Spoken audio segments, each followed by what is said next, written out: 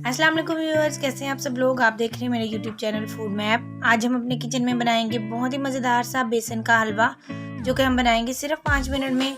चलिए देखते हैं इसे किस तरह बनाना है।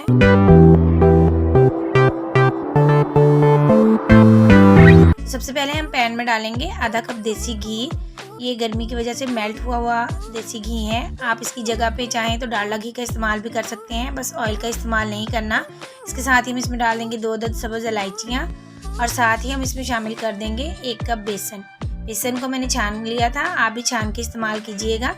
और अब हम इसको लो फ्लेम के ऊपर 2 से 3 मिनट तक अच्छी तरह भूनेंगे और इसमें मुसलसल चम्मच चलाते रहेंगे ताकि बेसन हमारा जले नहीं।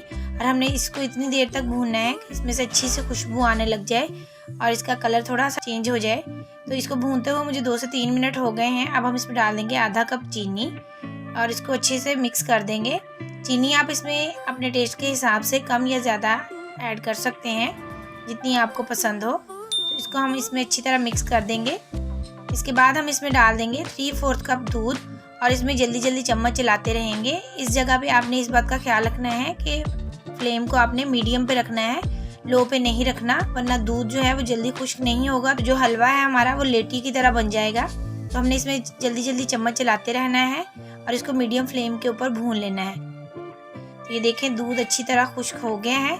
तो अब हम फ्लेम ऑफ कर देंगे और इसको उतार लेंगे।